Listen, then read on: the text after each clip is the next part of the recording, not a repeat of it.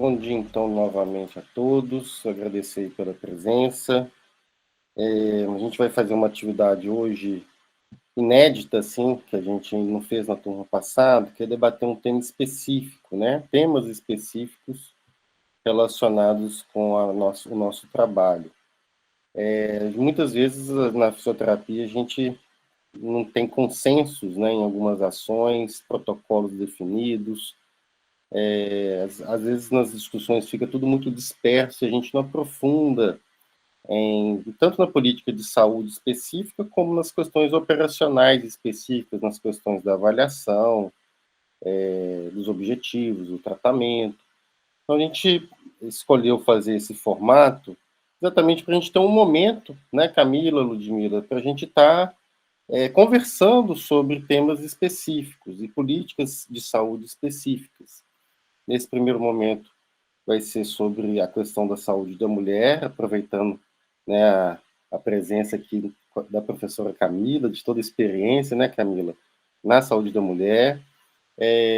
Então, o objetivo é a gente bater um papo aí das reflexões feitas, das observações que vocês fizeram, Camila. E aí vou deixar com vocês aí para conduzir essa primeira apresentação das 4 turmas que a gente tem. Com você, Camila. Bom dia, gente. Então, hoje é um dia diferente, né, de apresentações de trabalho final pensado de forma diferente. Acho que vai ser rico, né, a gente pode gerar uma discussão, então, inclusive, eu queria convidar os colegas para poder, né, tirar dúvidas, fazer um bate-papo mesmo, né, que eu acho que é isso que vai enriquecer essa reunião hoje. E convidar as alunas que estão sob minha orientação, Betânia, Isabel e Viviane, para começar a apresentação. Acho que vocês podem ficar à vontade, gente, compartilhar a tela de vocês e já iniciar a apresentação. Eu vou compartilhar aqui. Bom dia a todos. Para quem me conhece, não todo mundo conhece, né, Viviane? Vou começar aqui a compartilhar a tela, tá? Tá assim por causa que a câmera de meu computador não funciona. Aí eu estou pelo celular e vou compartilhar a tela pelo computador. Tá todo mundo vendo? Sim. Vou começar, então. Pode? Fique à vontade, Viviane. Obrigada. Então, gente, bom dia novamente. Nós somos o grupo, né, de estágio da Camila, como orientação, e preceptora é a Juliana. Nós vamos falar um pouco da intervenção fisioterapêutica na saúde da mulher no âmbito da atenção primária, né?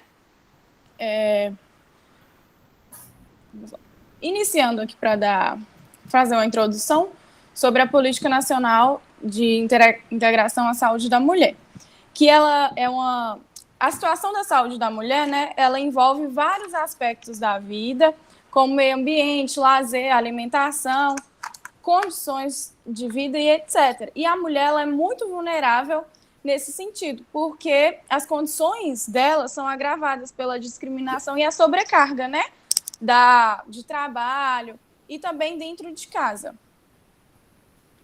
Então, em 1984, teve a elaboração do PAIS, que é um programa de atenção integral, de assistência integral à saúde da mulher.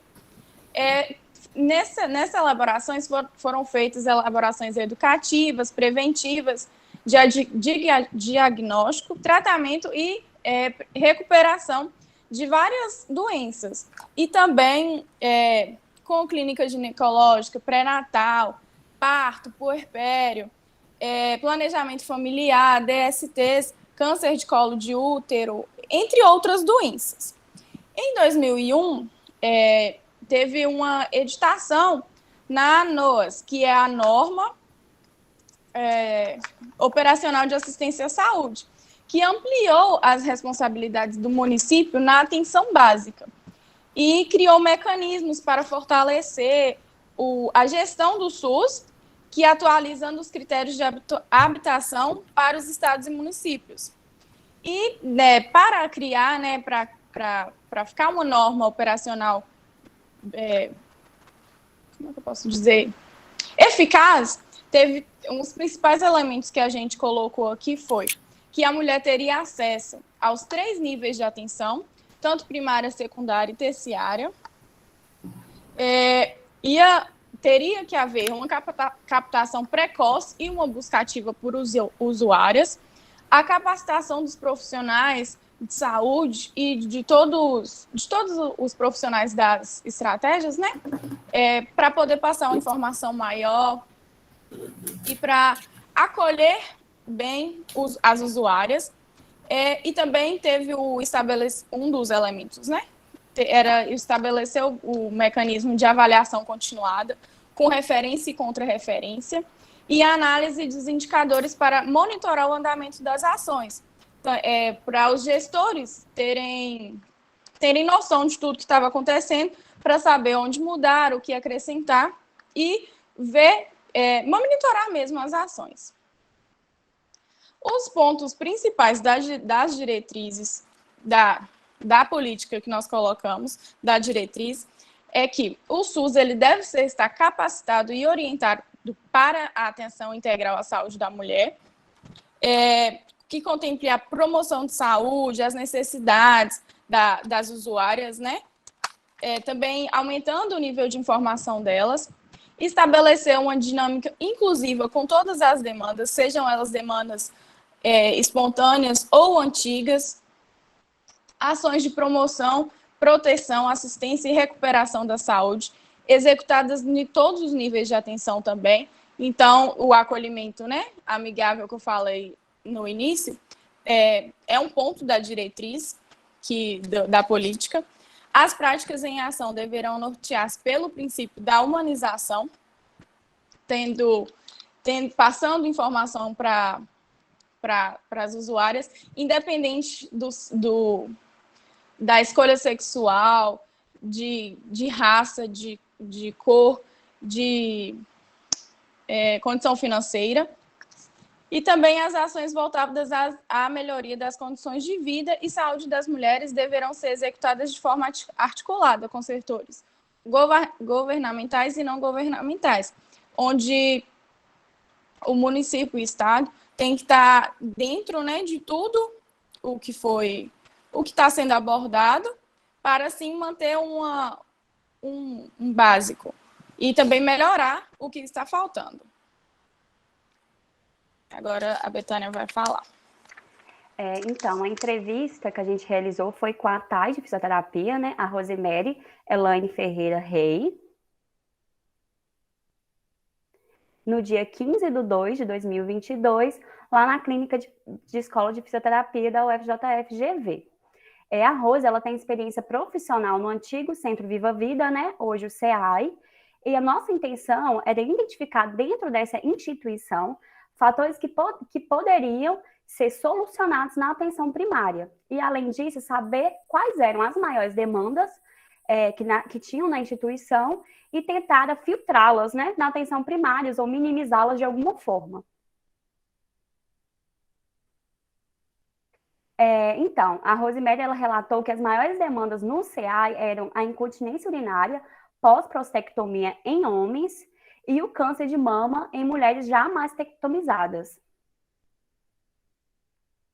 Dentro dessas demandas, a Rose, né, dentro do relato da entrevista, ela relatou que essas intervenções elas são exclusivas da atenção secundária, porque os pacientes já chegam pós-cirúrgico mesmo, então é difícil uma aplicação na atenção primária. E essas demandas, elas necessitam de uma abordagem da gestão superior do SUS, e não filtros na atenção primária. Apesar das limitações enfrentadas na nossa intenção inicial da entrevista, a gente partiu para um outro norte, né, que foi a experiência da Rose na saúde da mulher na atenção secundária, dentro da atuação dela na Clínica Escola de Fisioterapia da UFJF-GV.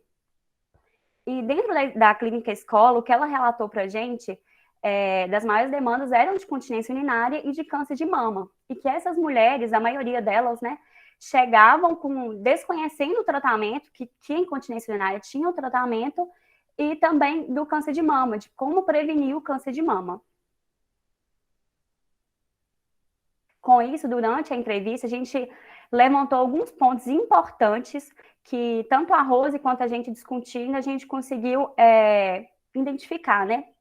Que muitas mulheres, elas enxergam a perda de xixi como um processo normal. Então, às vezes, a mulher, quando ela descobre que tem tratamento e começa o tratamento, ela já está passando por um período grande com incontinência urinária, com perda de xixi, às vezes até anos, e ela não sabia como tratar, ou que aquilo não era normal e que tinha tratamento mesmo. A maioria também desconhece a funcionalidade do assoalho pélvico e também não consegue contrair o músculo do assoalho pélvico. Então, elas já chegam lá na clínica escola para fazer o tratamento sem saber e sem conseguir mesmo contrair os músculos do assoalho pélvico. Em relação ao câncer de mama, muitas delas não realizam ou não sabiam mesmo realizar a autopalpação e também estavam com a mamografia atrasada, não sabia que era uma vez por ano, não tinha informação mesmo, então não fazia a mamografia de forma rotineira, né? E também desconheciam da importância de manter hábitos saudáveis, de praticar atividade física, de não ingerir muita bebida alcoólica, né, de controlar a alimentação. Então, elas também desconheciam desses hábitos. Bom, gente, agora trazendo para a atenção primária, o que seria a atuação, né, do fisioterapeuta para que isso não chegasse na atenção secundária ou não precisasse chegar lá todo o volume. A primeira coisa é a nossa atuação durante as salas de espera. Todo mundo que está aqui presente teve essa oportunidade, né, de fazer salas de espera e lidar com essa interação do público. E trazer esse assunto para a sala de espera é importante, porque ali a gente tem contato com várias pessoas diferentes. Às vezes não tem uma sala de espera só de mulheres, a gente teve a oportunidade no nosso grupo de fazer uma saúde da mulher onde tinham só mulheres, aconteceu no dia de ter, mas também a gente fez ela à tarde e tinham homens, mas esses homens têm seus companheiros e tudo mais, então a informação é levada, é importante que seja feita para a população em geral. E quanto a isso, na sala de espera, é uma questão de conscientização mesmo, da forma correta, eu vou falar mais para frente da palpação e tudo mais no caso do câncer de mama, que existe a incontinência urinária, que ela não ela é comum, mas ela não é normal, ela é tratável. E até falar que isso pode ser procurado no posto, porque muita gente, quando a gente falou, nem sabia que tinha fisioterapia no posto, ou até nem fazia ideia que a fisioterapia poderia intervir nisso. E passar essa informação é importante, porque com poucas pessoas ali, leva para frente de que existe esse tratamento, que ele é disponível, e até as mulheres entre si comentam, né, tanto nos grupos dentro do posto, mas as amigas ou as pessoas ao entorno, para falar que existe esse tratamento. Na nossa sala de espera, a gente usou um modelo de EVA da mama, e ali a gente, falando já da autopalpação da mama, né, a gente foi ensinar sobre isso, sobre como fazer a palpação correta, a maneira de colocar o braço, observar com o braço abaixado, com o braço levantado, e a gente percebeu que, apesar de ser comum para a gente essa informação, de ser passado, porque a gente tem o Outubro Rosa, né, sempre falam disso, algumas mulheres tinham até dificuldade na palpação, porque elas palpavam com os dedos abertos, e aí você sabe que se você fizer assim, você pode deixar passar alguma coisa, ou palpar só com a ponta do dedo, se tiver algum nódulo, você pode não sentir. Então, até isso, a gente viu que teve um efeito na hora, muita gente se identificou, foi proveitoso para a gente fazer, e nesse caso, na conversa com a Rose, a gente viu que isso seria uma opção de conscientização, né? Falar sobre o exame preventivo, que ele pode ser feito pela unidade de saúde, né? A equipe de enfermagem, a importância de fazer. Muita gente, quando a gente vai preencher o sistema do SUS, a gente vê que a coleta do exame preventivo está atrasada ou não foi feita há muito tempo.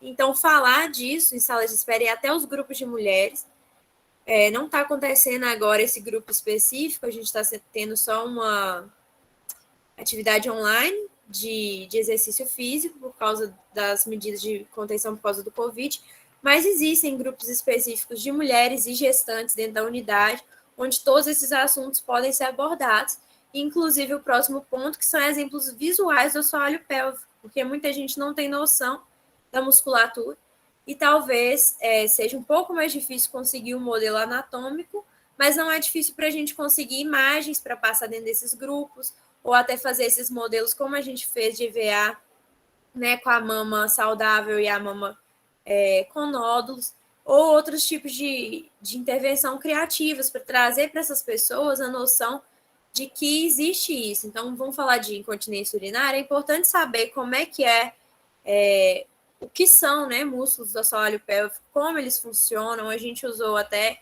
o balão, a bexiga, para encher e explicar, é uma outra forma de fazer, mas dá um feedback visual para que as pessoas consigam identificar nelas mesmas, para que as mulheres consigam observar nelas mesmas, e aí todo esse cuidado de ensinar como fazer em casa, de como observar.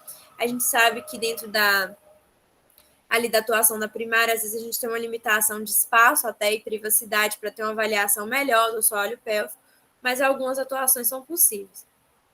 Pode passar, Vivi. E aí, falando da intervenção e tratamento, apesar dessas dificuldades, a gente consegue fazer uma observação superficial da contração. Então, ver se está sendo utilizado musculatura acessória ou não.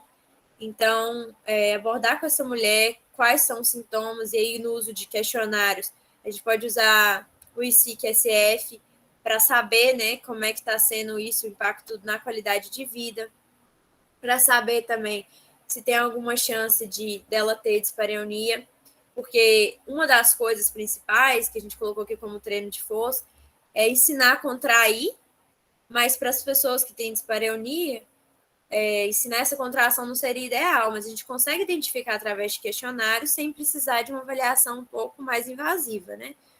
E outra coisa é fazer o diário miccional com elas, as pessoas ali, talvez que a gente consiga identificar nos grupos, ou até nas salas de espera, porque algumas pessoas falam, né, eu tenho isso aí e tal, ou eu preciso desse atendimento.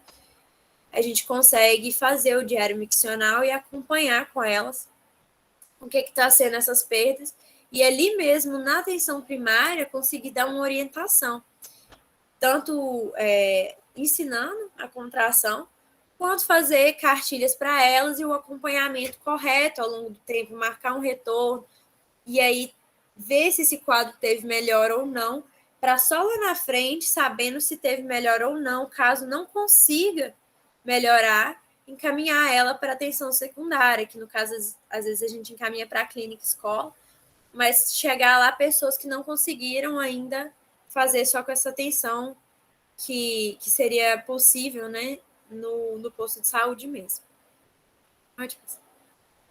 Então, a nossa conclusão é que, apesar de a gente ter alguns fatores limitantes ali de espaço, de condições mesmo, até de aparelhos ou o que for, e a privacidade, às vezes a sala do NASF é compartilhada com outros profissionais de saúde, mas a gente consegue ter, sim, uma atuação na saúde da mulher, tanto intervenção quanto educação em saúde, para ter uma qualidade de vida melhor dessas mulheres e conseguir filtrar um pouco do que chega na atenção secundária com coisas que são ao nosso alcance, né? Pequenas e básicas coisas que a gente consegue intervir e acompanhar do período que a gente está ali, para mais para frente definir o rumo que ela deveria ter dentro do sistema.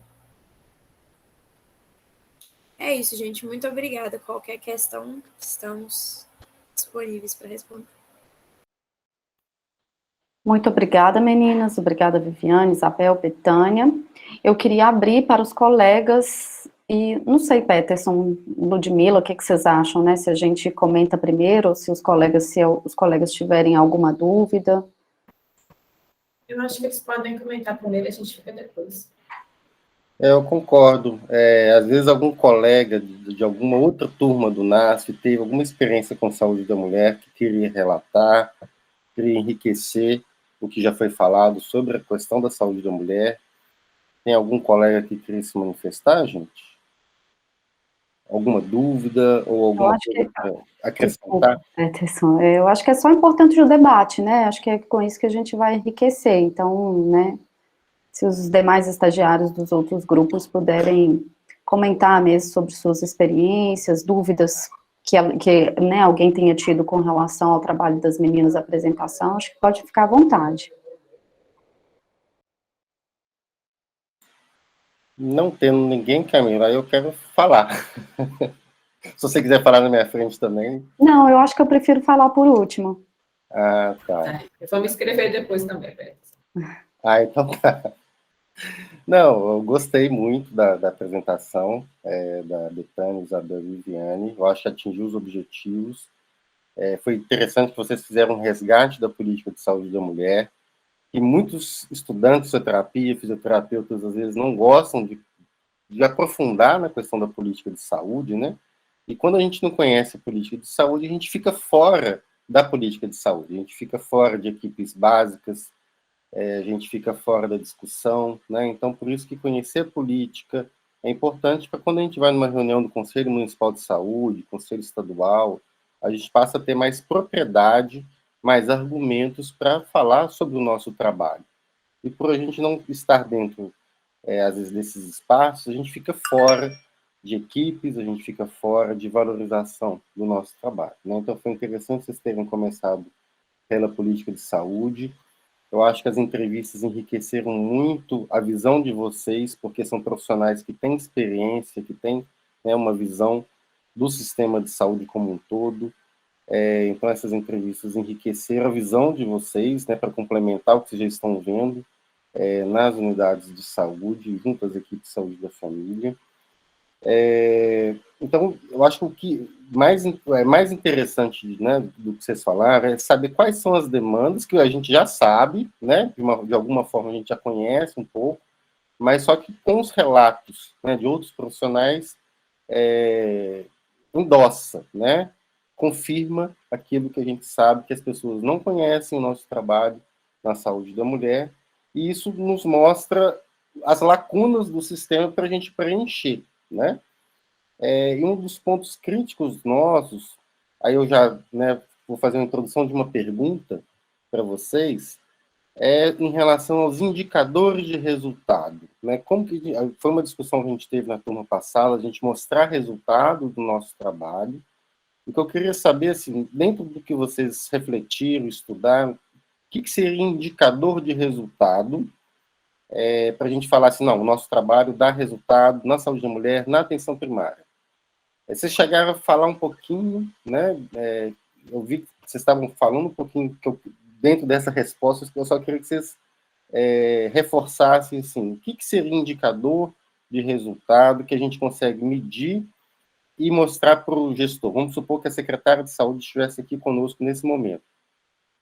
Qual indicador que vocês acham que a gente poderia desenvolver para os próximos estágios, inclusive, conseguir mensurar, né? Essa apresentação será vista pelas próximas turmas, até para a gente pensar na perspectiva da continuidade das ações. Uma das críticas da coordenadora do NAS, às vezes a gente não dá continuidade ao que a gente começa a fazer, então a gente quer dar essa continuidade.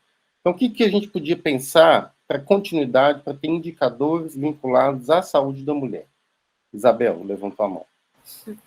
Ô, Peterson, eu queria responder primeiro, eu não sei se os meninos do grupo também querem completar, fiquem à vontade, mas porque essa já é uma questão que, para mim, vem desde o início do estágio, não só na saúde da mulher, eu assisti aquela aula sua com... eu esqueci o nome dela agora, mas com a coordenadora responsável, e até tinha comentado com a Camila, que eu achava muito, vindo dessa carga teórica que a gente tem de tudo ser muito quantificado, ali na atenção primária, é muito difícil a gente saber se o nosso trabalho está sendo eficaz ou não. Por exemplo, eu chego e faço uma sala de espera. Tudo bem, eu tenho alguns atendimentos ali dentro, mas o quanto isso teve impacto nas pessoas que estão assistindo, ou o quanto não teve, ou o que está levando essas pessoas a fazer, né? Então, para mim, foi uma questão desde sempre. E depois desse trabalho da saúde da mulher, aqui, pensando nessa atuação específica, eu acredito que ali no consolidado, onde a gente tem o número de atendimentos total, nada impede a gente ter um número de atendimentos na atenção da saúde da mulher, porque se desde o início a gente faz pelo menos uma sala de espera, né, a gente teve um estágio rápido, mas vamos supor, uma por semana, uma a 15 dias, você tem um retorno, e retornando o grupo de mulheres, você tem um indicativo de quantas ali foram atendidas, tanto para incontinência, ou esse dia que a gente fez do câncer de mama, teve uma mulher que tinha já um histórico na família, em uma situação, e ela falou, o comentário dela conosco foi: eu tenho isso, eu sinto isso na minha mama, mas eu nunca procurei o serviço porque eu guardo isso para mim.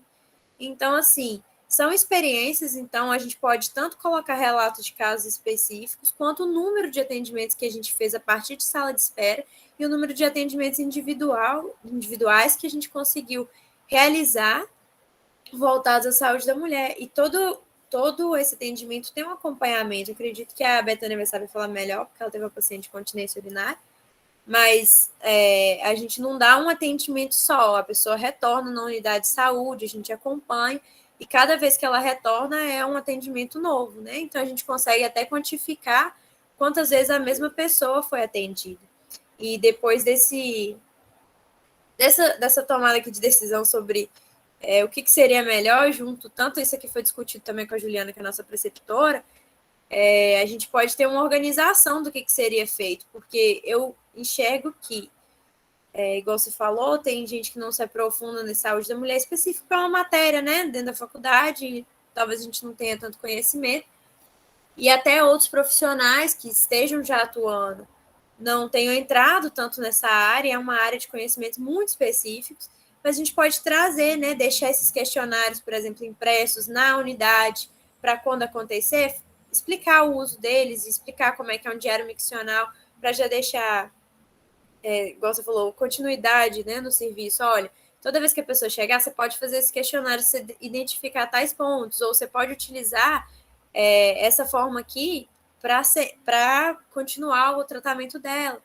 Os modelos, igual o modelo que a gente criou, ficou lá, né? A mama ficou lá para ser utilizada em outras salas de espera, em outros grupos, e foi explicado como utilizar. Então, isso vai continuar, e os próximos atendimentos vão ter o impacto do atendimento que a gente fez. Vou passar a palavra para a Viviane.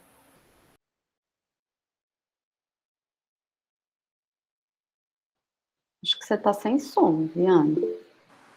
Aí, agora sim? Sim. E falando da incontinência urinária, uma das intervenções que a gente até citou, que seria a entrega de cartilha com exercícios após uma avaliação, e ensinar mesmo a contrair, certo, os músculos do assoalho pélvico, e também consciência corporal, seria bom também marcar um próximo atendimento, vamos supor, de 7 dias, 15 dias, e pedir para a paciente o diário miccional, para a gente poder comparar com a primeira avaliação, e depois desses 15 dias. Seria uma forma de um cuidado continuado, né?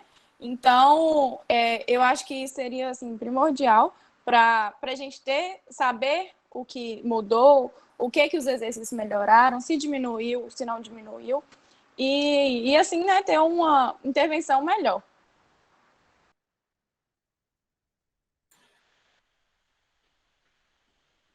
Camila, primeiro, obrigado aí pelas respostas, Viviane e Isabel. Camila, você quer?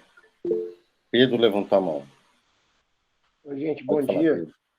Bom dia. Só complementando, primeiramente, desculpe pelo atraso, minha internet acabou caindo aqui na hora de entrar, mas eu consegui retornar.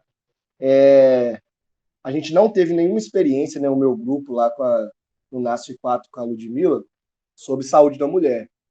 Porém, a gente consegue identificar pacientes que têm uma adesão melhor ao tratamento e que, assim, pode servir de dados para mostrar, por exemplo, para uma coordenadora do NASF, por exemplo, né? Vamos fazer tal coisa porque isso está dando resultado. Então, assim, a meu ver, o retorno desse paciente, a marcação do retorno desse paciente, se eles realmente estão voltando, é um dado muito importante para poder ser usado.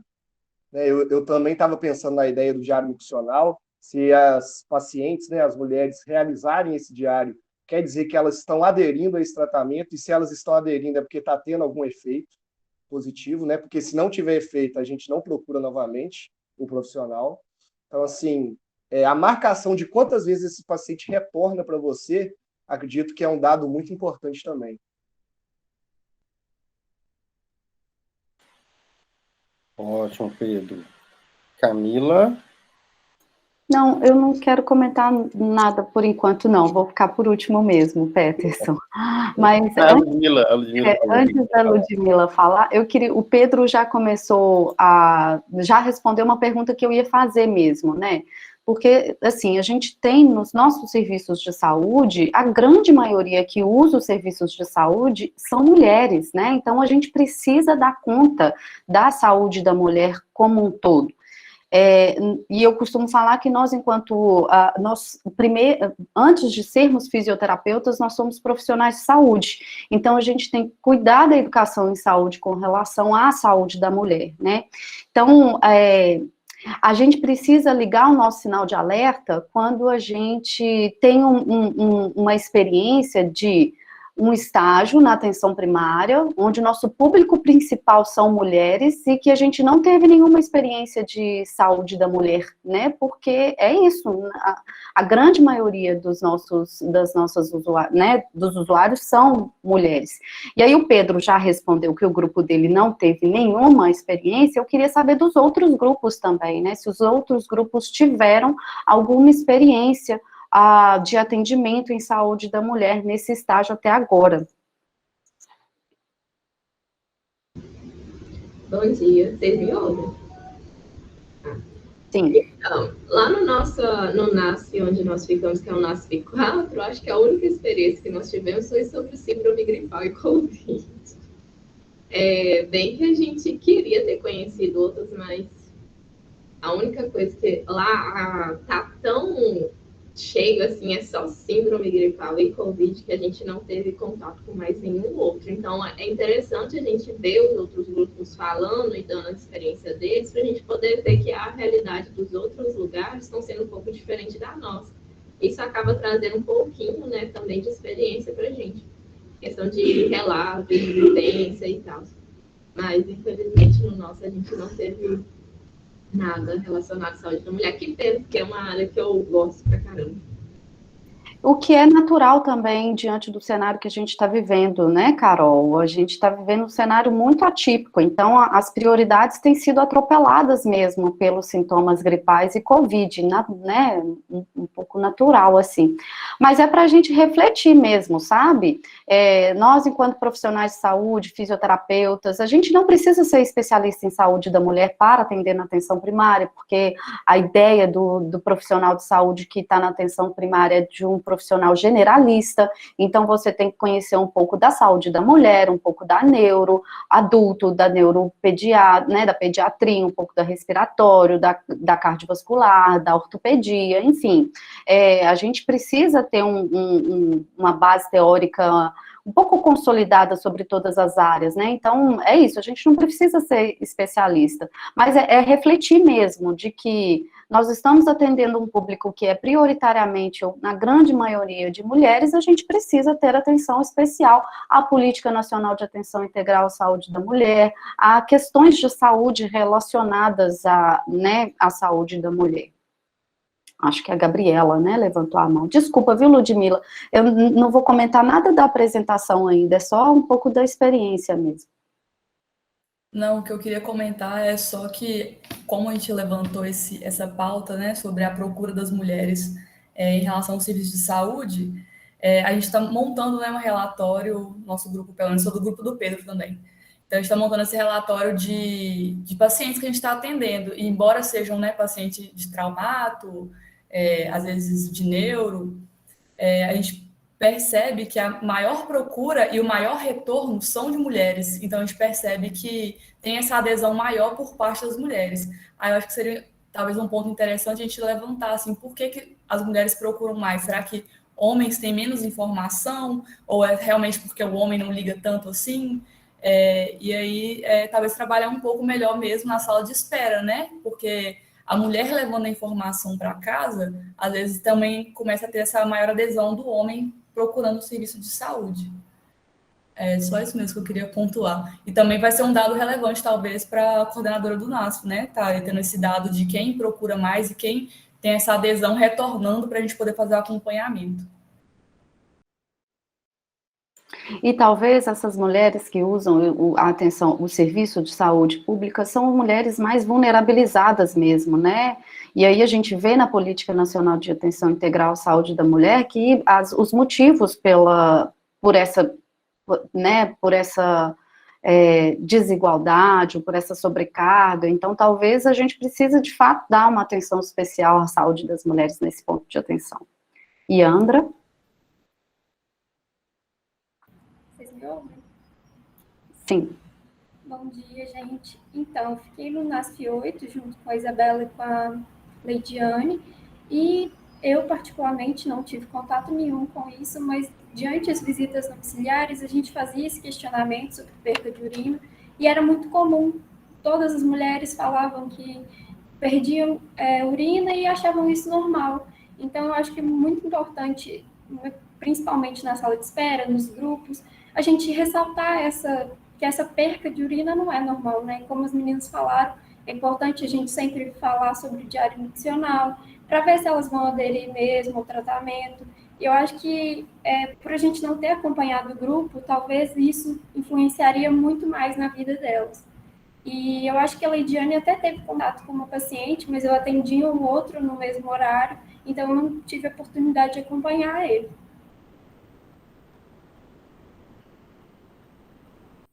Vocês começaram a fazer uma busca ativa, né, nas visitas domiciliares, o que é interessante de se fazer mesmo.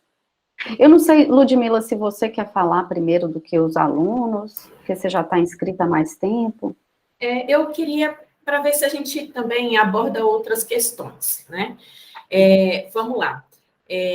Eu sou da Reumato, né? Então, assim, todo mundo aqui foi meu aluno e sabe que dentro da Reumato, as pessoas que mais são prejudicadas são mais acometidas, na verdade, pela maior parte das doenças, seja fibromialgia, seja artrite reumatoide, são mulheres, né? E a gente sabe que todo um contexto biopsicossocial, que também vocês acabaram comentando na apresentação, estão envolvidos. E, inclusive, eu imagino que essa parte, assim, disfuncional, né, a nível de órgãos sexuais, seja também na parte da sexualidade, em relação também a tabu, né, que a sociedade impõe a respeito de falar sobre sexo, que ainda muitas mulheres não conversam a respeito disso abertamente, ou sentem timidez, ou acham que muitas coisas são erradas pela forma como foram criadas. Isso interfere, né, diretamente em vários outros processamentos, inclusive no sentimento, no desenvolvimento de algumas doenças e no sentimento, né, da dor crônica em si. Que é um assunto que eu comecei a estudar agora com um pouco mais de profundidade, que eu pretendo também aperfeiçoar. Então, quando a gente fala assim, saúde da mulher, ao meu ver, Ludmila, a gente tem que pensar também a mulher num contexto integral, não apenas olhar para a saúde íntima da mulher, mas todos os outros contextos também. E aí eu não sei o quanto isso está inserido dentro das políticas públicas que as meninas conversaram ali no início. Então, essa seria a minha primeira pergunta para vocês, mas deixa eu terminar o raciocínio e depois vocês respondem, tá bom, Isabel? Então, primeiro essa questão das políticas públicas, o quanto elas integram outras questões sistêmicas da mulher que são externas à saúde íntima, tá? Íntima que eu falo assim, porque quando a gente fala saúde da mulher, a gente vê incontinência urinária, câncer de mama, e, por exemplo, nem relatos sobre a parte sexual, dor no sexo, por exemplo, não é um assunto que foi tocado aqui, mas isso faz parte da saúde íntima da mulher, porque tem muitas mulheres que sentem dor no sexo, ou que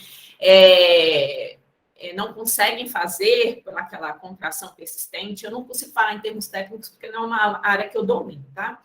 Segunda questão, a parte de indicadores, né, igual o Peterson falou, mais efetivos. Então, por exemplo, quando vocês falam que fazem sala de espera, vocês falam de recursos que são baratos, né, por exemplo, autopalpação. Ela é uma forma barata de você identificar uma alteração e, a partir disso, buscar ajuda. Mas eu sinto falta de vocês falarem assim, quantos % do câncer foram detectados através de um exame de autopalpação que a mulher fez?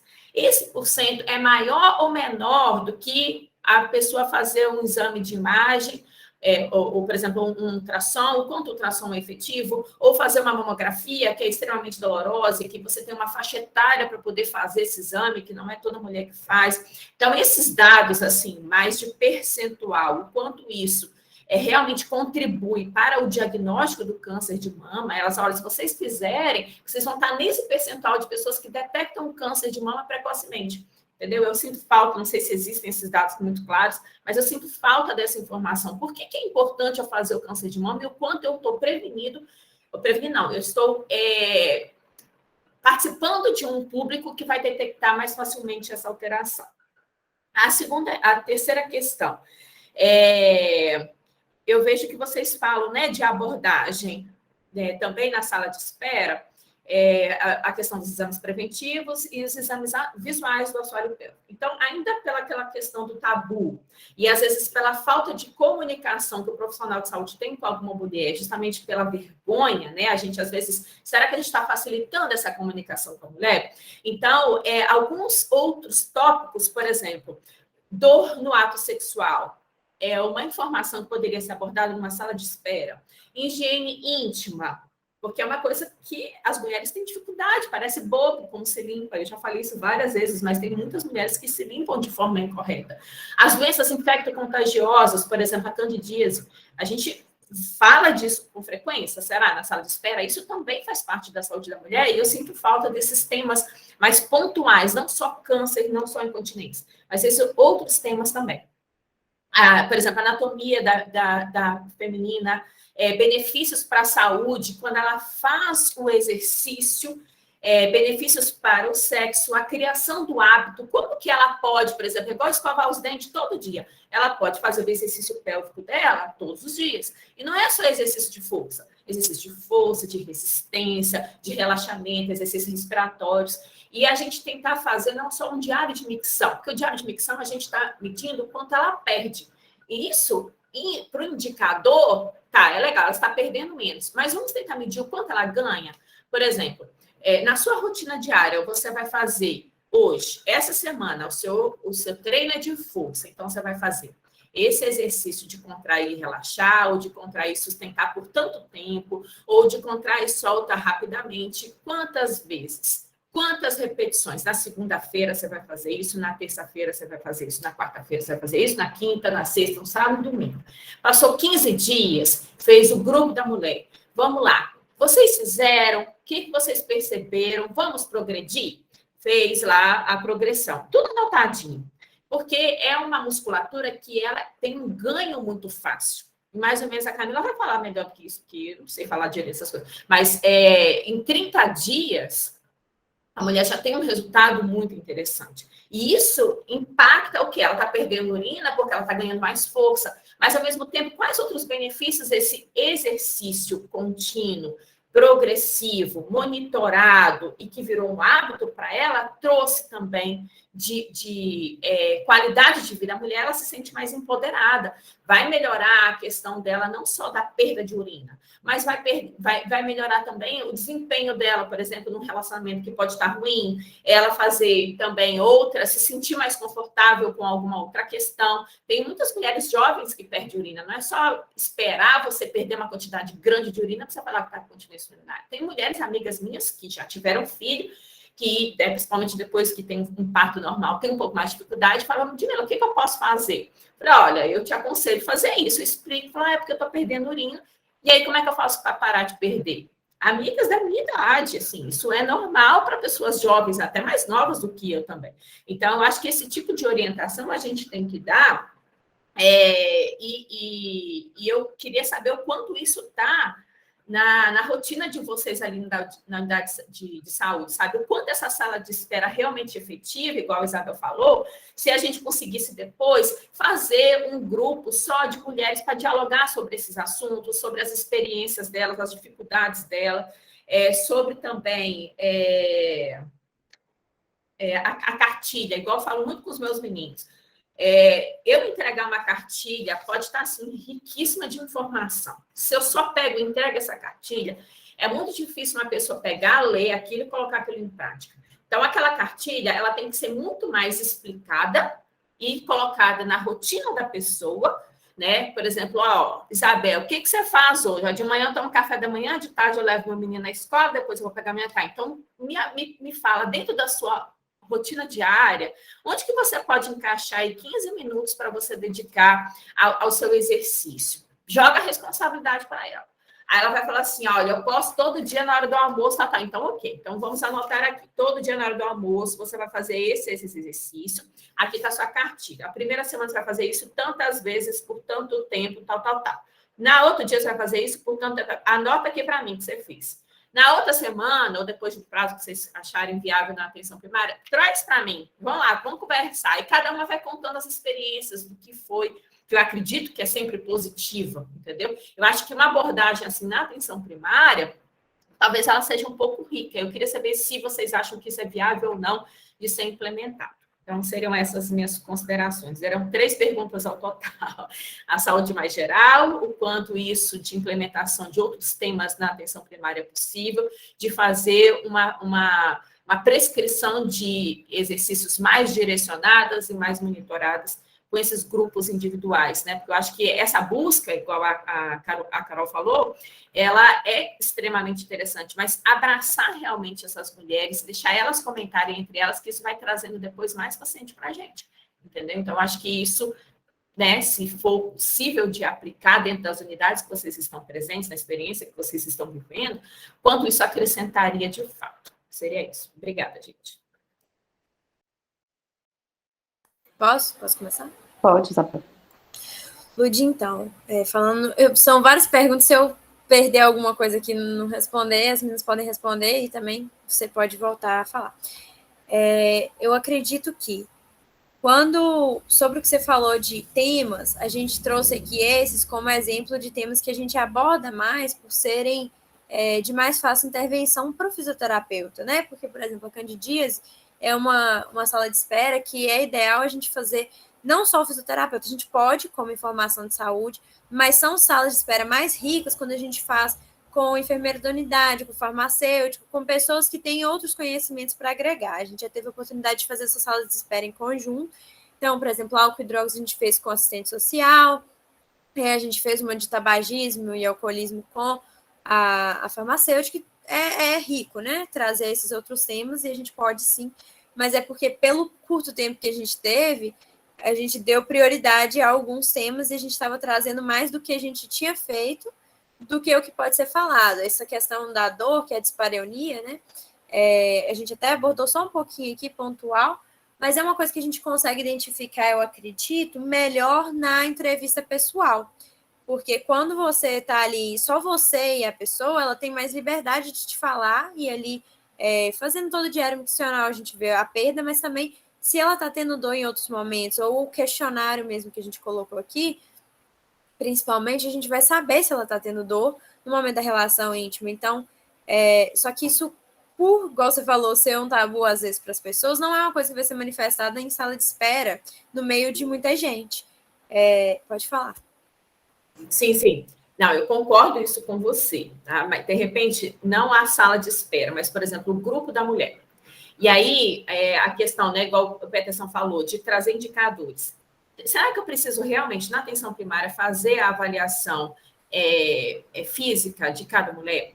Se, de repente, a gente, igual vocês têm esses questionários, ou a gente colocar perguntas dicotômicas, resposta sim ou não. Você tem perda urinária? Sim ou não? E aí, isso depois, se vocês conversarem em conjunto, elas vão marcando depois de uma conversa coletiva com cada uma delas. Então, você tenta abraçar mais pessoas sem gastar esse tempo todo que é necessário, como na atenção secundária da entrevista individual para cada paciente, mas que seja em grupos de mulheres. Eu não sei o quanto que isso é possível, acredito que seja, porque a gente não está tendo esses grupos agora, né? A gente não teve essa oportunidade, igual os meninos falaram, por causa do enfrentamento do Covid.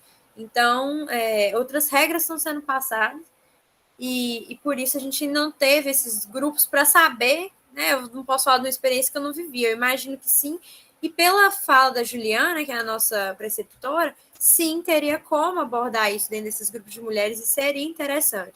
Apesar de não ser uma coisa que a gente fez, mas seria interessante. Agora eu falo assim sobre ser um tabu, porque câncer de mama que a gente acha que é batido, tipo assim, que tá comum, na nossa sala de espera, que câncer de mama tinha homem presente, eles ficaram constrangidos. Então, é uma coisa assim, você acha que aquilo ali já está comum, porque é saúde, né? Você fala assim, é um câncer, é uma coisa que já está, né?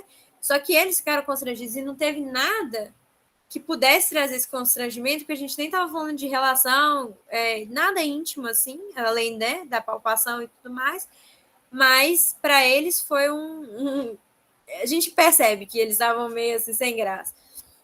Então, acho que quanto mais restrito o grupo, ou quanto mais específico, mais fácil, trazer isso.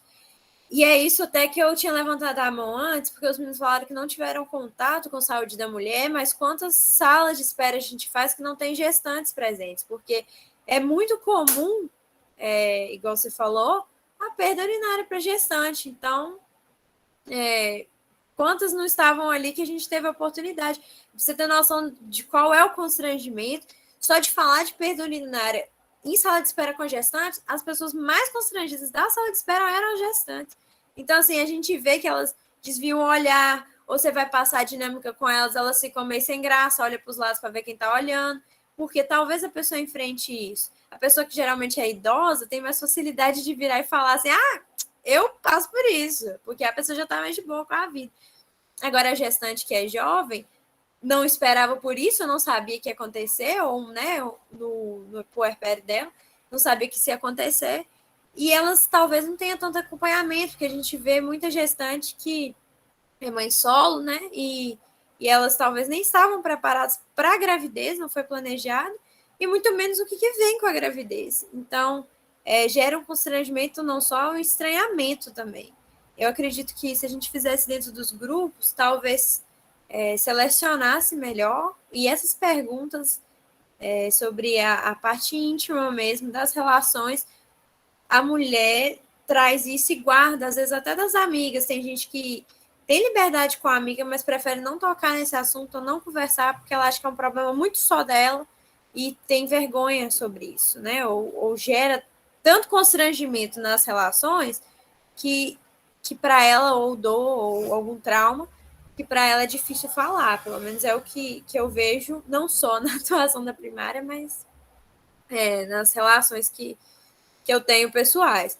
E aí eu queria saber das meninas também, depois que as meninas do grupo responderam a sua pergunta, mas aproveitando a fala, do pessoal que fez a visita domiciliar, se eles tiveram acompanhamento, né? Se eles chegaram a entregar cartilha ou se foram orientações só no local. Pode falar, Vitor.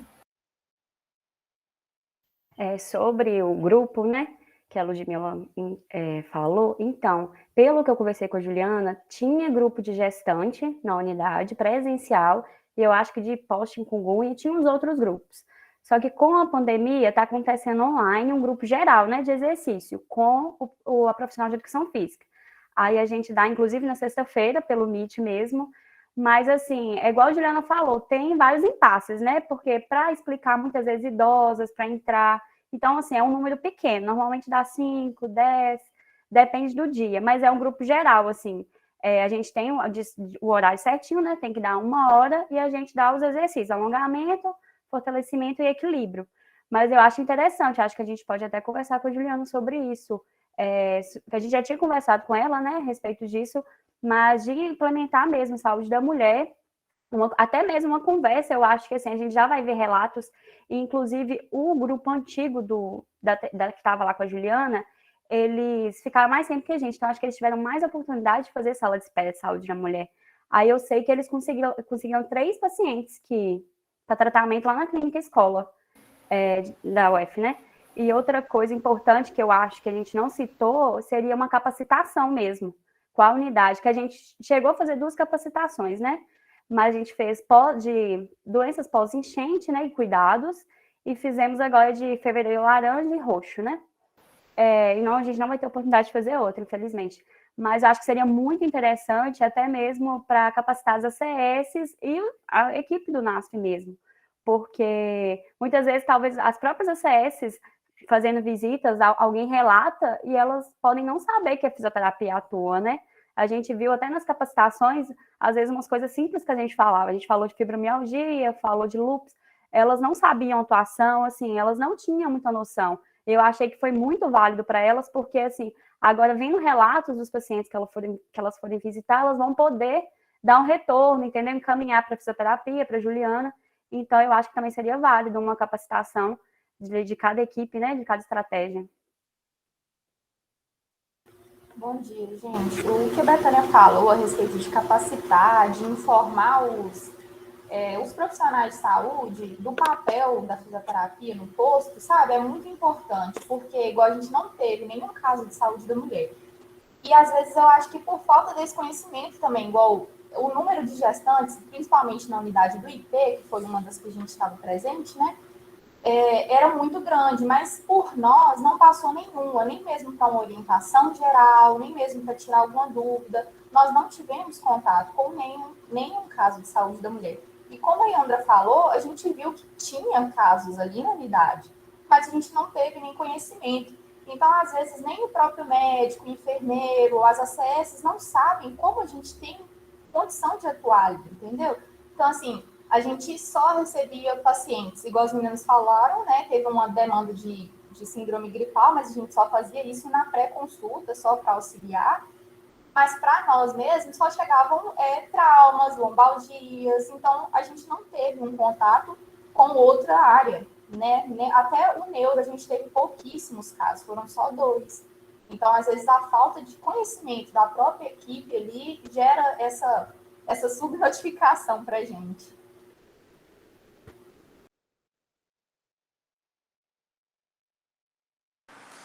Ô Lud, respondendo sua pergunta sobre as políticas, um ponto da diretriz é que contemple a promoção de saúde e as necessidades gerais da mulher, e as patologias mais prevalentes também, e a garantia do direito à saúde. Te respondeu? Exatamente. Então, assim, só como conclusão, acho que a gente, às vezes, tem que tentar dialogar um pouco mais com outras áreas também, né? Então, a Reumato, por exemplo, conversa muito com a área de saúde da mulher.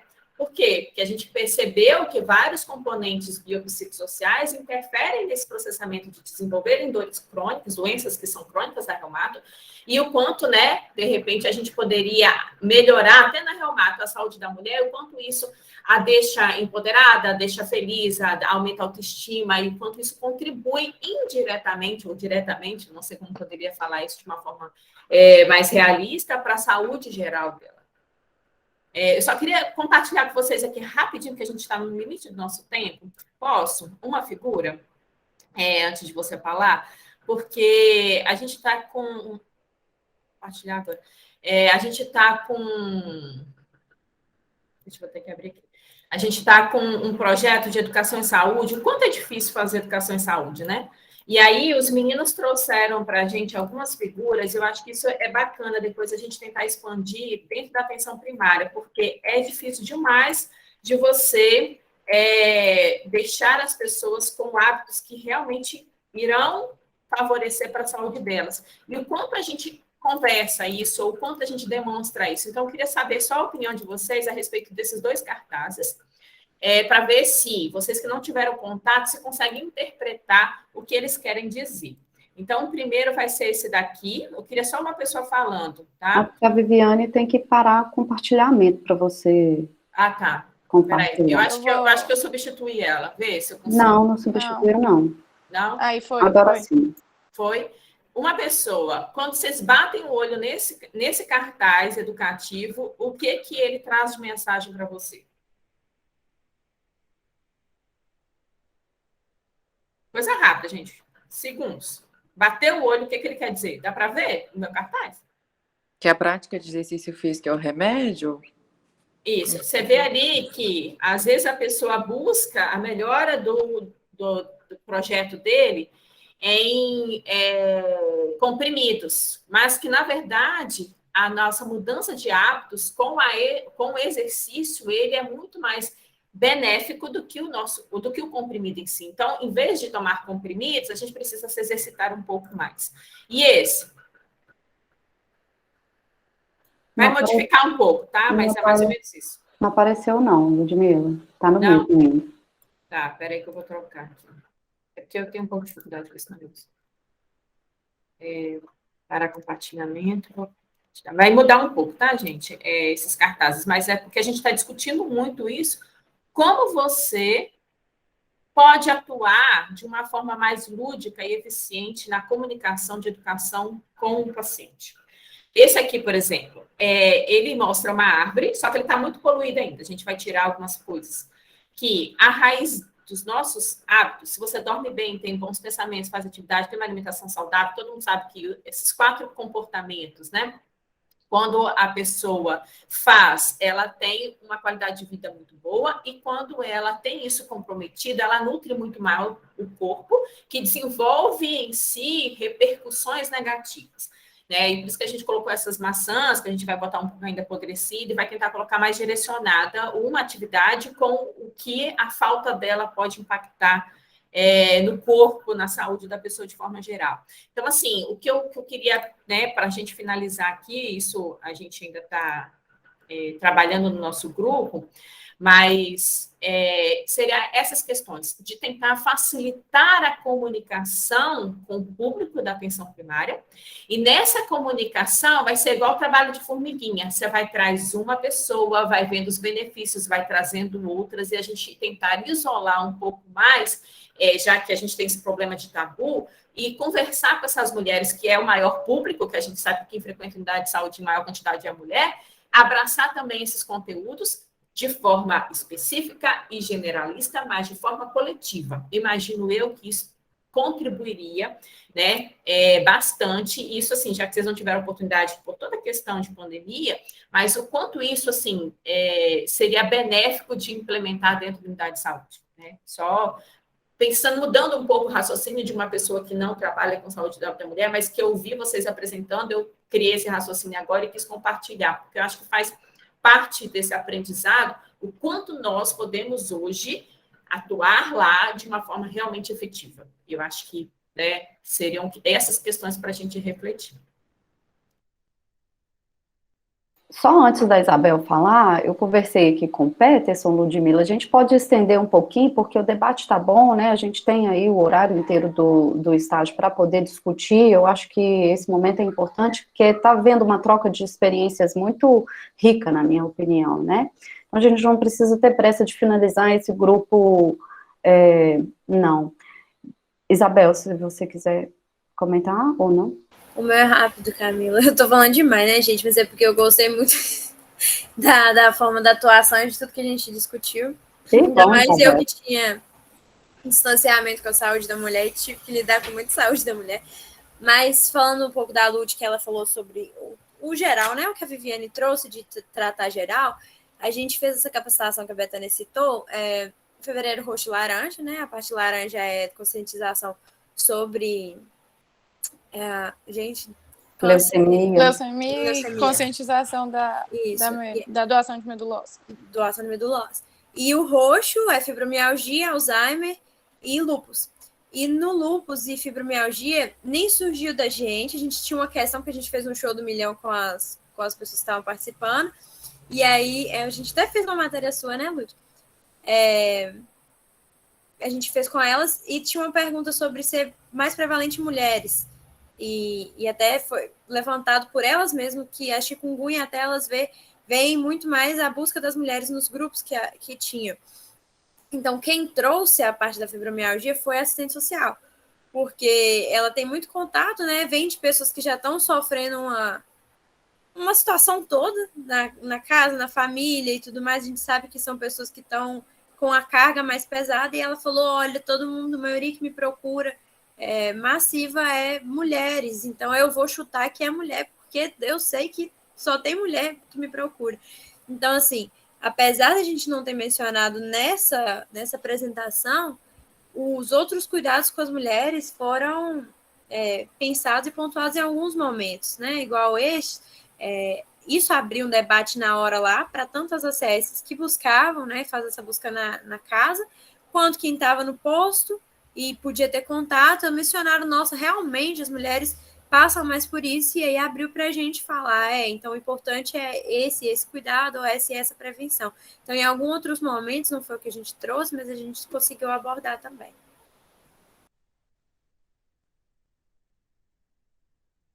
Eu só queria responder a pergunta da Ludmila sobre a política também, né? Porque a política, ela fala das principais condições de promoção, prevenção, promoção de saúde, prevenção de doenças e tratamento das principais condições de saúde que acometem, né? Essa população específica.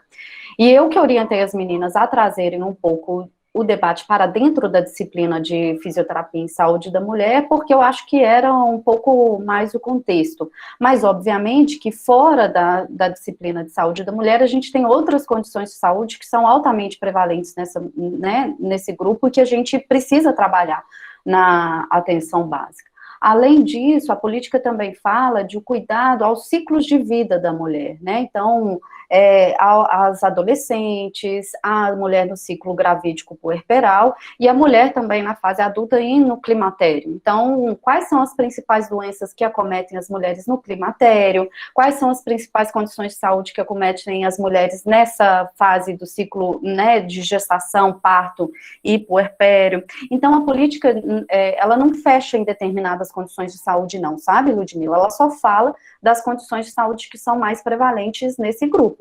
E aí, o que eu trago para a nossa reflexão é que, na grande maioria, a prevalência maior de todas as condições de saúde que a gente, ou da maioria, é em mulheres. Então, a gente tem aí que ter o olhar um pouco mais específico, né, ou ampliado para além das questões relacionadas à incontinência urinária, né, ao câncer, que aí as meninas falaram do câncer de mama e do câncer de colo de útero, mas, enfim, ampliar mesmo o olhar para isso, né, como a própria Isabel mencionou agora, fibromialgia, que é uma condição de saúde que é mais mesmo em mulheres, né, então tem essas questões.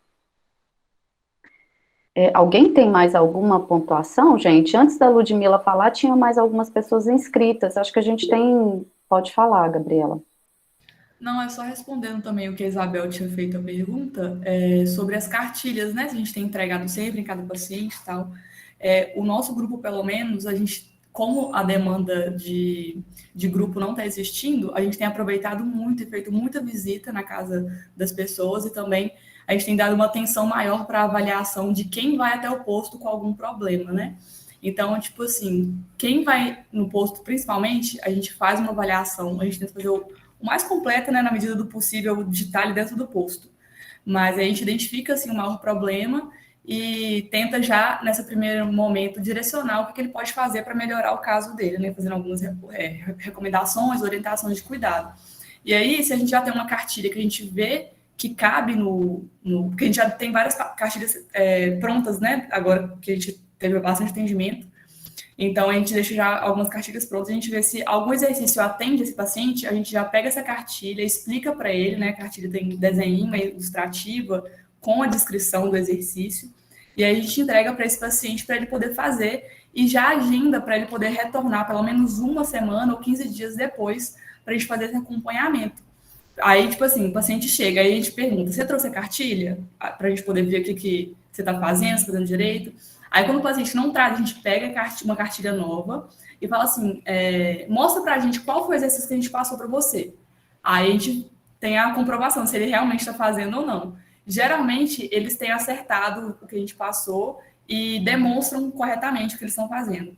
Aí, a gente vendo que ele não está com tanta dificuldade mais de fazer o que a gente passou, a gente passa novos. E aí, se cabe ele voltar, a gente pede para retornar de novo.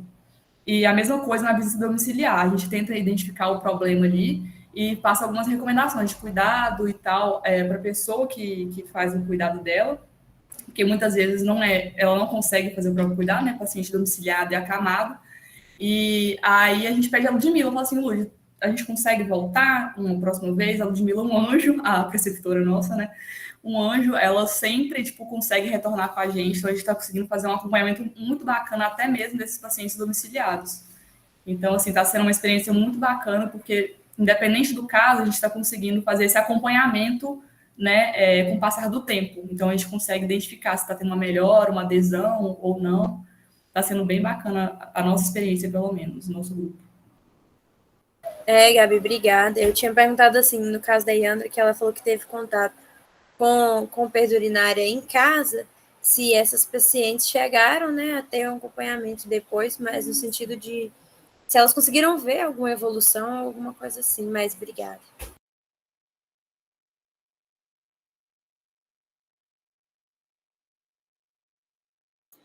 Pode falar, Petas. Eu acho que o debate realmente está muito bom. Só para esclarecer, gente, o Sérgio, o preceptor da saúde do trabalhador, não vai poder participar, então a gente está tranquilo, Ludmila, para aprofundar, que eu acho que esse debate de agora também já é um gancho para o próximo debate. Eu acho que a gente, às vezes, as pessoas não conhecem o nosso trabalho, igual vocês falaram, né? Os profissionais não caminham, mas muitas vezes nós mesmos não organizamos esse acesso, essa oferta de serviço, né? Aí eu sempre faço a relação da necessidade, demanda e acesso, à oferta do serviço. E não sei se vocês já refletiram sobre essas relações, necessidade, demanda e acesso. Então, exatamente, a gente não organiza esse acesso, muitas vezes por falta de diretrizes e por falta de consenso, e às vezes o serviço fica relacionado com a experiência do profissional e com a demanda espontânea, né? E a demanda espontânea na unidade básica é gigantesca, ainda mais agora com esse cenário diferente que a gente está vivendo já há 2 anos da pandemia por Covid. Então, eu vou mostrar para vocês aqui rapidinho, gente, não quero demorar muito, mas eu estava aqui procurando uma aula que eu dou sobre essa relação necessidade, demanda e acesso. Eu vou compartilhar minha tela aqui rapidinho. Vocês estão vendo aí já, né? Camila, Estamos. Tem esse artigo aqui sobre o Nácio de Valadares, de 2010, né? Não sei se vocês já leram esse artigo, e que fala da importância da questão do diagnóstico, né? De se fazer um diagnóstico situacional das necessidades. É dever do seu terapeuta, né? E nessa relação necessidade, demanda e acesso, o que a gente está discutindo? A importância que existe uma necessidade de caso de incontinência urinária, de caso de câncer de mama, de caso que as pessoas precisam de orientação. Aí, começando essa relação, né, necessidade e demanda, nem toda necessidade vira uma demanda. Ou seja, às vezes as pessoas precisam do serviço, a gente sabe que precisa, mas ela não chega a ser, ela não procura por esse serviço, pelo desconhecimento, que é o que a gente está falando aqui, né?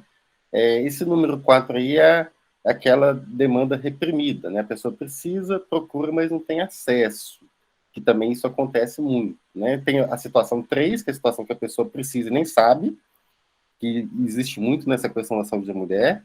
Existe a situação 4, que ela precisa, procura, mas não acha, né? Então tem a demanda reprimida.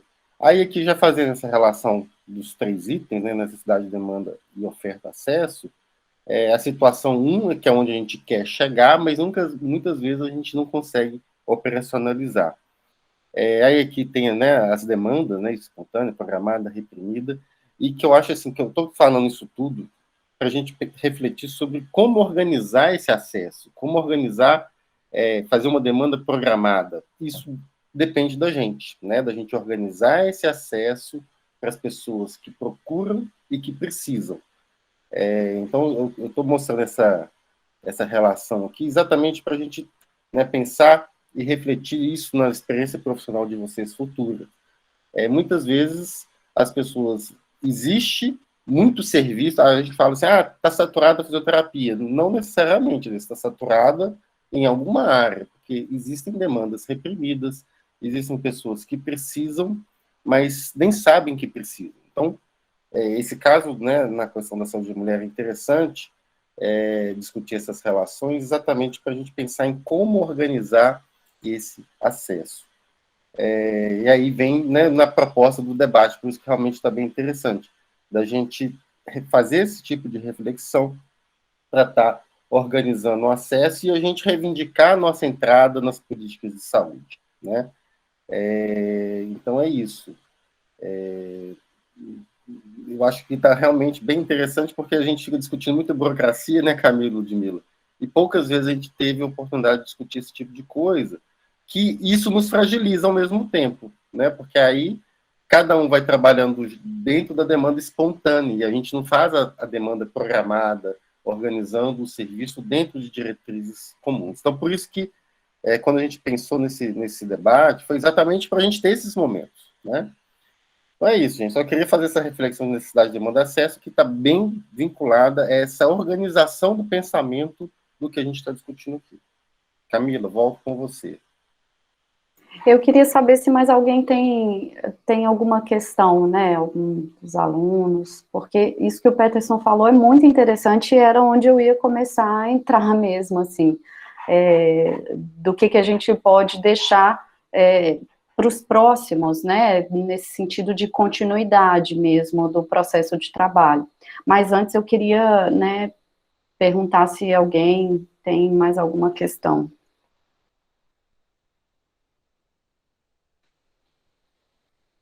Não?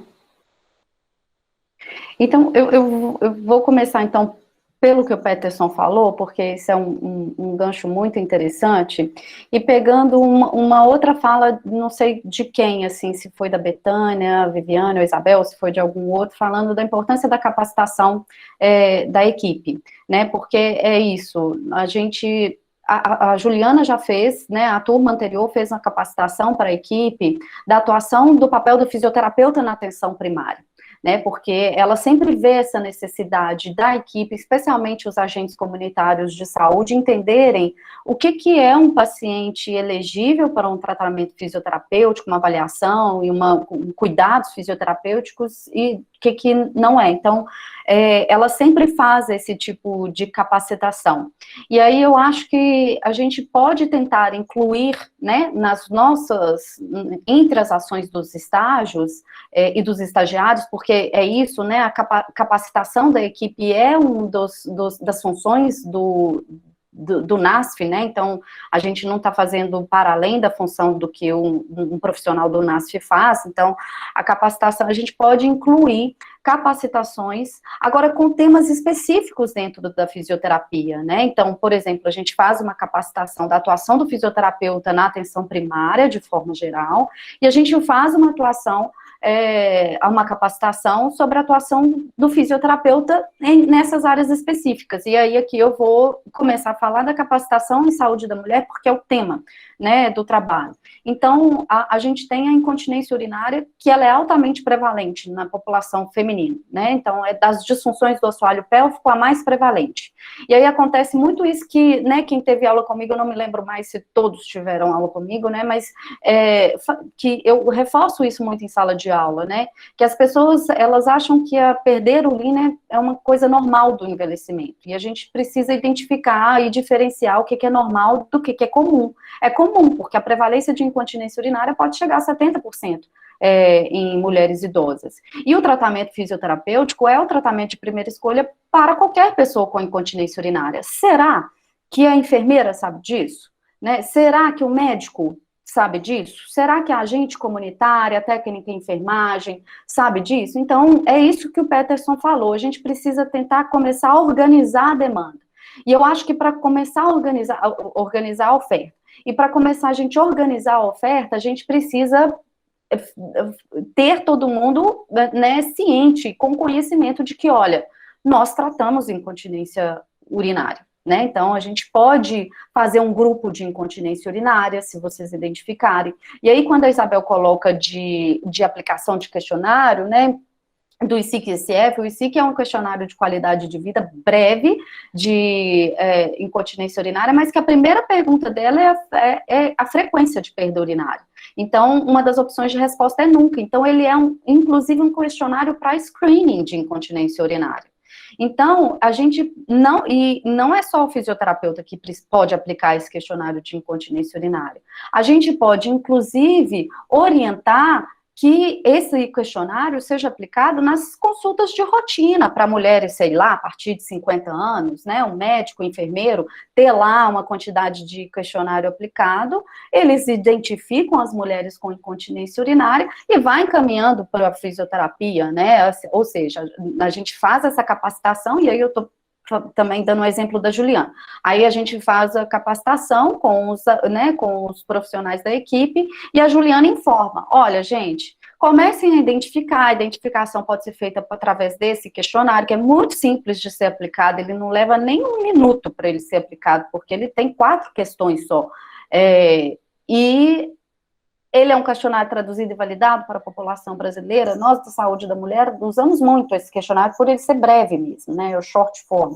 E aí, identifica e fala, olha, a partir de tal dia a gente vai começar o grupo de incontinência urinária. E aí isso começa a ser um pouco mais sistemático dentro da atuação. E aí a gente levanta a demanda, né, e a necessidade, e a equipe de fisioterapia começa a organizar a oferta desse serviço, né, porque também não adianta nada levantar a demanda e a gente ficar aí sem saber o que fazer com essas mulheres que foram identificadas, né, ou encaminhá-las todas para a clínica, porque a clínica também não vai receber o volume de mulheres que serão identificadas com incontinência urinária, nem precisa, porque o tratamento ele pode ser iniciado na atenção primária, né, e isso sem necessariamente ter que fazer uma avaliação do assoalho pélvico com palpação, como eu ensino na aula. A gente pode fazer como a Isabel né, apresentou, por meio de observação, identificando se aquela mulher sabe contrair corretamente ou não. Se ela não souber contrair corretamente, aí sim ela é elegível para tratamento na clínica. Agora, se a gente identifica por meio da observação que ela consegue contrair corretamente, isso todo mundo dá conta de identificar, aí a gente começa esse grupo, né? Então, isso eu acho importante. Outra, dentro das disfunções do assoalho pélvico, mas com outro público, a gente tem as mulheres no ciclo gravídico puerperal, que, como as meninas falaram, a incontinência urinária, ela também é altamente prevalente nessa população. E não só por causa do parto normal, a gestação por si só já é fator de risco para a incontinência urinária. E com altas prevalências também, a prevalência de incontinência urinária na gestação chega em torno de 65%, 70%. Então, isso é um dado importante. Será que a enfermeira que está fazendo o pré-natal pergunta de rotina, porque 65% a 70% é um número elevado, será que ela pergunta de rotina? Se ela está perdendo urina quando tosse, espirra, né, quando, enfim, antes de chegar ao banheiro. Então, é isso, é essa capacitação, e inclusive para atendimentos nos grupos de gestante. Nós somos o profissional que é importantíssimo dentro da atuação interdisciplinar para atender essa gestante, porque as gestantes têm muitas disfunções musculoesqueléticas e ela tem o risco maior de disfunções do assoalho pélvico, especialmente a incontinência urinária. Será que os médicos, né, estão orientando? E às vezes, gente, tem estudos que, às vezes não, tem estudos que mostram que a dor lombar na gestante, ela é uma grande causa de abstenteísmo no trabalho. E aí, o que a gestante fala? Ela vira para o médico ou enfermeiro, nossa, mas eu tô com uma dor na minha coluna. Não preocupa não, isso é normal.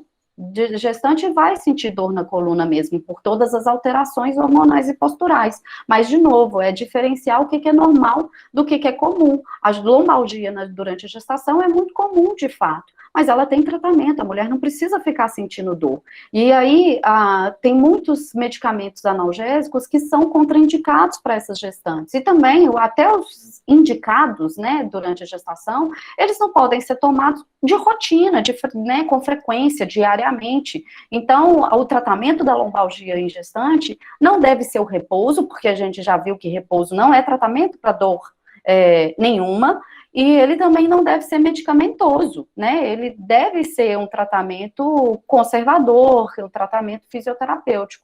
Então, será que a equipe que faz o pré-natal dessas gestantes, tanto o médico quanto os enfermeiros da unidade, tem dimensão disso, né, da dor lombar? Então é isso, eu acho que essa capacitação inicial, ela é importante para a gente informar a equipe e a gente organizar a oferta. Olha, vai ter grupo de incontinência urinária para mulheres a partir de X anos, vai ter grupo de gestantes, né, e o grupo de gestantes não estão podendo acontecer nesse período, mas os grupos de gestante, se a gente sempre puder ter uma fala, vai ser importante, porque dentro do universo da gestante, a gente vai poder falar da incontinência urinária, a gente vai poder falar da preparação para o parto vaginal, porque muitas, muito provavelmente, vão ganhar no SUS, e o SUS, o estabelecido, né, o indicado, a orientação prioritária é o parto normal inicialmente, né, apesar da maternidade do do hospital municipal ter altas taxas de cesariana, ainda é menos do que o setor privado.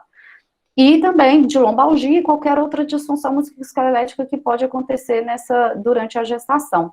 Então, eu acho que isso é um ponto importante para a gente poder ter em mente para os próximos, né, assim, e uma forma de dar continuidade, assim, talvez amanhã, Isabel, Viviane e Betânia, seja organizar essas ideias com a Juliana para a proposição dessas atividades, desse tipo de capacitação, né? Eu acho que é o momento do fechamento de estágio, dizer, olha, Juliana, na nossa discussão foram levantados esses pontos, a gente acha que, como já teve uma capacitação sobre a atuação do fisioterapeuta na atenção primária, a gente pode fazer capacitações da atuação do fisioterapeuta em áreas específicas, como, por exemplo, a incontinência, né, como na saúde da mulher, organizar grupos específicos de gestante, de incontinência urinária, quando eles puderem de novo acontecer, né, então eu acho que é um pouco nesse sentido que eu queria falar.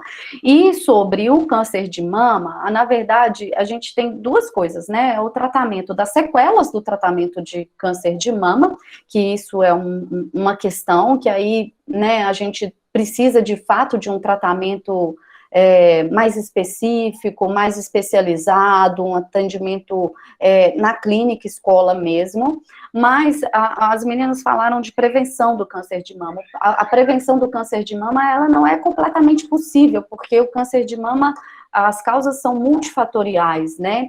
Mas a gente tem, de senso comum, e o que a evidência científica fala, é que atividade física, alimentação saudável, não fumar e beber, né, não ingerir bebidas alcoólicas em quantidades anormais, isso previne, são os fatores comportamentais e são mudanças no hábitos e estilos de vida que são capazes da gente fazer. Então, como aí a Ludmila coloca a árvore, né, e quando ela coloca a árvore, ela fala de atividade física, alimentação saudável, sono, e a outra coisa eu não peguei aí, mas assim, vale para todas as condições de saúde crônicas, né, as condições de saúde,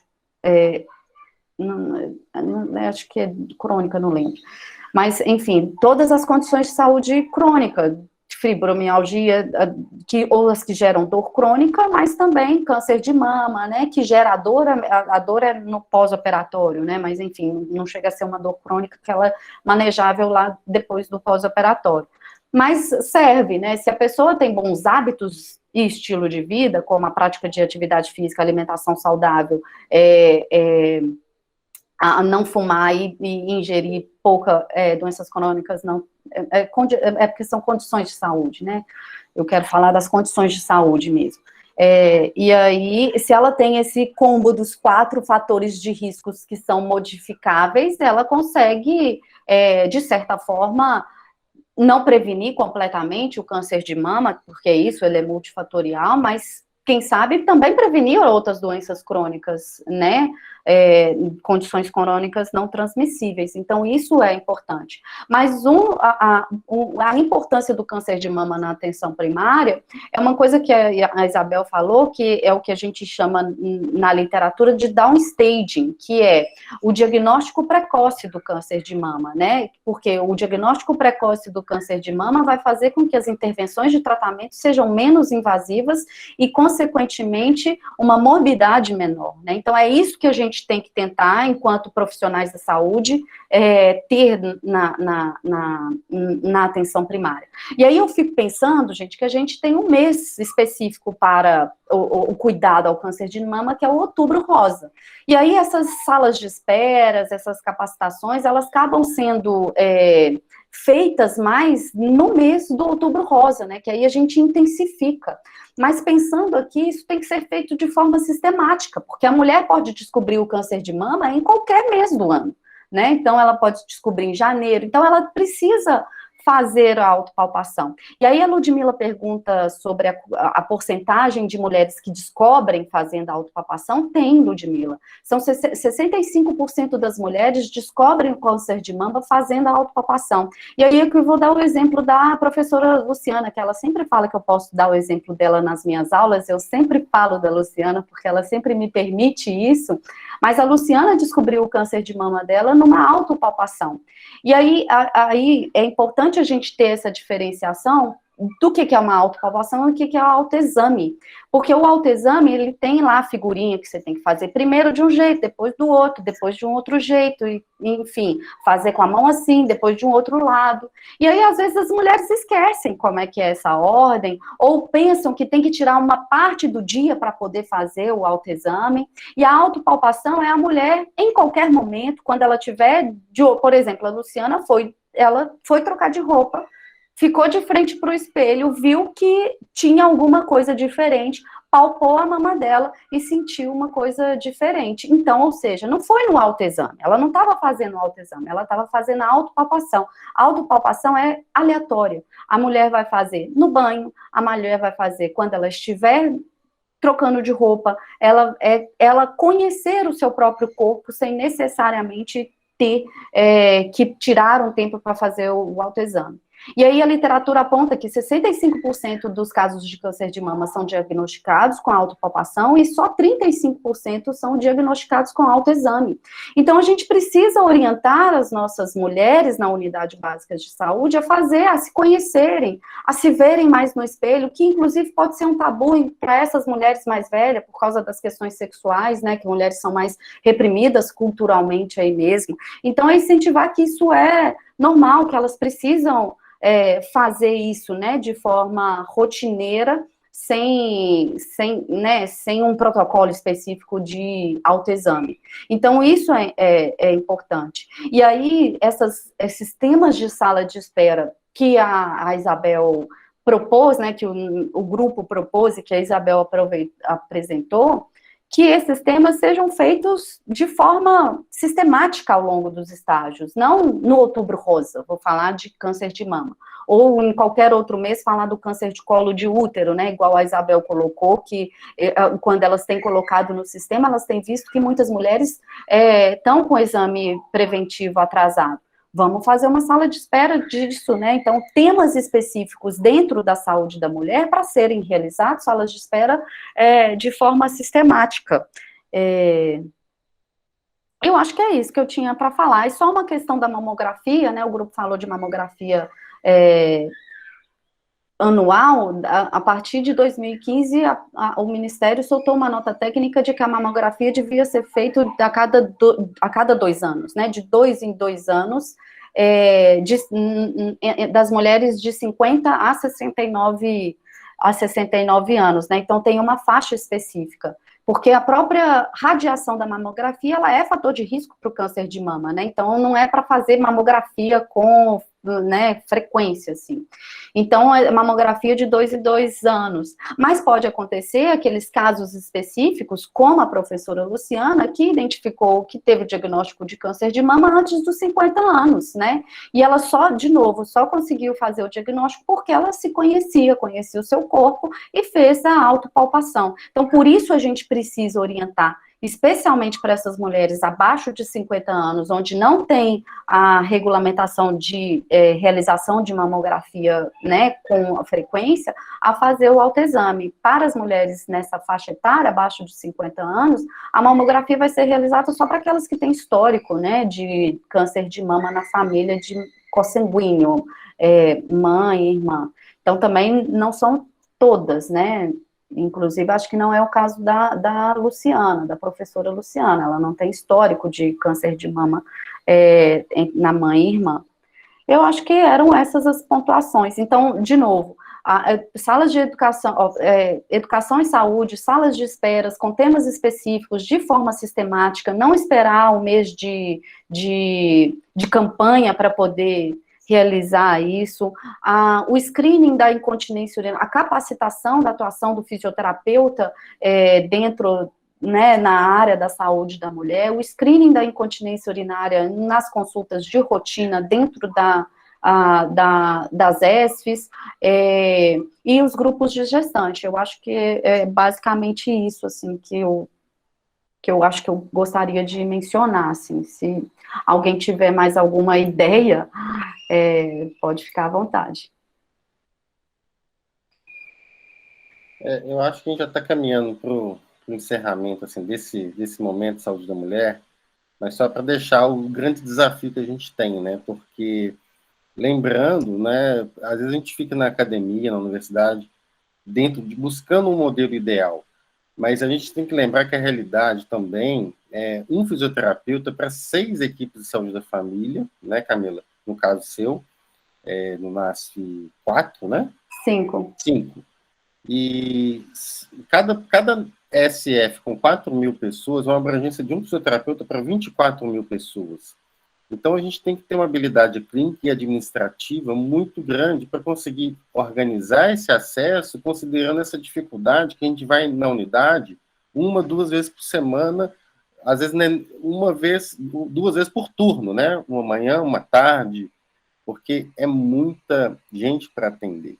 Então, esse desafio é gigante, né? A gente tem que organizar essa oferta, esse acesso, lembrando desse desafio, que é muita gente para atender, são várias equipes para trabalhar, mas exatamente por isso a gente tem que organizar, então a gente não vai conseguir mostrar resultado nunca, né? Que é o que a gente quer, né? Valorização, resultado. Então, por isso, o grande desafio é essa organização.